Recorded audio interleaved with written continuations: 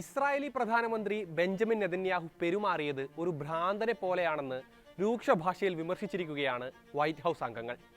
സിറിയയിൽ രണ്ട് സമുദായങ്ങൾ തമ്മിൽ നടന്ന ഏറ്റുമുട്ടലിൽ ഏകപക്ഷീയമായി ഇടപെട്ട നെതന്യാഹുവിന്റെ ഏകപക്ഷീയ നടപടിയെയാണ് ട്രംപ് ഭരണകൂടത്തിലെ അംഗങ്ങൾ തള്ളിപ്പറഞ്ഞിരിക്കുന്നത്. ഒപ്പം കഴിഞ്ഞ ആഴ്ച ഗസയിലെ ഏക കത്തോലിക്ക ദേവാലയം ആക്രമിച്ചതിലും അവർ അമർഷം രേഖപ്പെടുത്തുന്നുണ്ട്. കൂടുതൽ വിശദാംശങ്ങളിലേക്ക് കടക്കാം. ഇൻഡെപ്തിലേക്ക് സ്വാഗതം.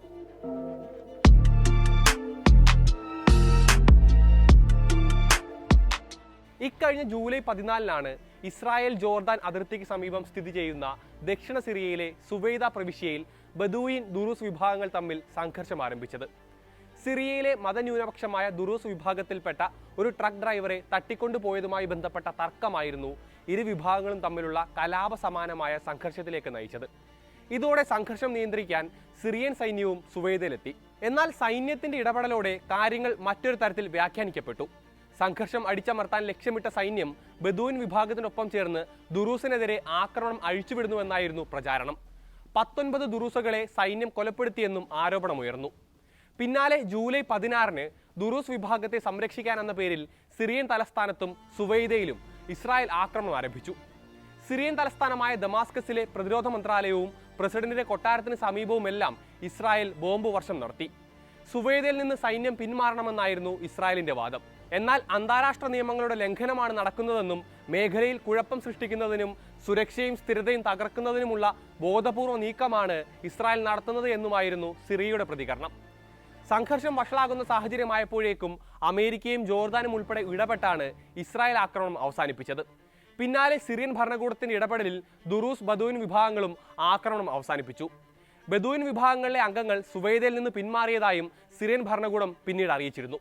ഈ സംഭവവികാസങ്ങളുടെ തുടർച്ചയിലാണ് നെതന്യാഹുവിനെ ഭ്രാന്തനെന്ന് ട്രംപ് ഭരണകൂടത്തിലെ അംഗങ്ങൾ വിശേഷിപ്പിച്ചതായുള്ള റിപ്പോർട്ടുകൾ പുറത്തുവരുന്നത്. നെതന്യാഹു ഒരു ഭ്രാന്തനെ പോലെയാണ് പെരുമാറിയത്. അയാൾ സകല സമയവും ബോംബാക്രമണം നടത്തിക്കൊണ്ടിരിക്കുകയാണ്. ട്രംപ് ചെയ്യാൻ ശ്രമിക്കുന്ന കാര്യങ്ങളെ ഇല്ലാതാക്കുന്നതാണ് അയാളുടെ പ്രവൃത്തി. വൈറ്റ് ഹൗസിലെ മുതിർന്ന ഉദ്യോഗസ്ഥർ ഇങ്ങനെ പറഞ്ഞുവെന്നാണ് ആക്സിയോസ് റിപ്പോർട്ട് ചെയ്യുന്നത്. ഇക്കാര്യത്തിൽ നെതന്യാഹുവിനെ ട്രംപ് പരസ്യമായി വിമർശിച്ചിട്ടില്ലെങ്കിലും നെതന്യാഹുവിന്റെ നടപടികളിലും പശ്ചിമേഷ്യൻ നയങ്ങളിലും വൈറ്റ് ഹൗസ് ആശങ്കാകുലരാണെന്നും റിപ്പോർട്ടിൽ ചൂണ്ടിക്കാട്ടുന്നുണ്ട്. പശ്ചിമേഷ്യയിൽ സിറിയ ഉൾപ്പെടെ കൂടെ നിർത്താനുള്ള പരിശ്രമങ്ങൾ അമേരിക്ക നടത്തുന്നതിനിടെയാണ് ഇസ്രായേലിന്റെ ആക്രമണം എന്നതാണ് ട്രംപ് ഭരണകൂടത്തെ ചൊടിപ്പിക്കുന്ന പ്രധാന വിഷയം. ഇക്കഴിഞ്ഞ മെയ് 14-നാണ് സിറിയയുടെ പുതിയ പ്രസിഡന്റും മുൻ വിമത നേതാവുമായിരുന്ന അഹമ്മദ് അൽ ഷറ അഥവാ അബു മുഹമ്മദ് അൽ ജൊലാനിയുമായി ട്രംപ് റിയാദിൽ വെച്ച് കൂടിക്കാഴ്ച നടത്തുന്നത്. ആഴ്ചകൾക്കിപ്പുറം സിറിയയ്ക്ക് മേൽ ഏർപ്പെടുത്തിയിരുന്ന ഉപരോധങ്ങൾ നീക്കുന്ന ഉത്തരവും അമേരിക്ക പുറത്തിറക്കി. അങ്ങനെ മേഖലയിൽ ഇറാന് തുണയായിരുന്ന ഒരു രാജ്യത്തെ കൂടി ചേർത്ത് നിർത്താനുള്ള ശ്രമമായിരുന്നു അമേരിക്ക നടത്തി വന്നിരുന്നത്. അതേസമയം ഇസ്രായേലിനെ സംബന്ധിച്ചിടത്തോളം മറ്റു പല കാര്യങ്ങളിലുമാണ് അവർ ഊന്നൽ നൽകുന്നത്. പ്രസിഡന്റായിരുന്ന ബഷർ അൽ അസദിന്റെ പതനത്തിന് ശേഷം തെക്കൻ സിറിയയിൽ നിയന്ത്രണം വ്യാപിപ്പിക്കാനുള്ള ശ്രമം അവർ നടത്തി വരികയാണ്. അതുകൊണ്ട് തന്നെ സിറിയയെ അശാന്തമായി നിലനിർത്തുക എന്ന ഗൂഢലക്ഷ്യത്തോടെയാണ് ഇസ്രായേൽ നീങ്ങുന്നത്. അതിന്റെ ഭാഗമായാണ് ദുറൂസ് ബദൂയിൻ സംഘർഷത്തെ ഇസ്രായേൽ കണ്ടിരുന്നത് എന്നും വിദഗ്ധർ ചൂണ്ടിക്കാട്ടിയിരുന്നു. സംഘർഷത്തിൽ 940 പേർ കൊല്ലപ്പെട്ടു എന്നാണ് സിറിയൻ ഒബ്സർവേറ്ററി ഹ്യൂമൻ റൈറ്റ്സ് പുറത്തുവിട്ട കണക്കുകൾ.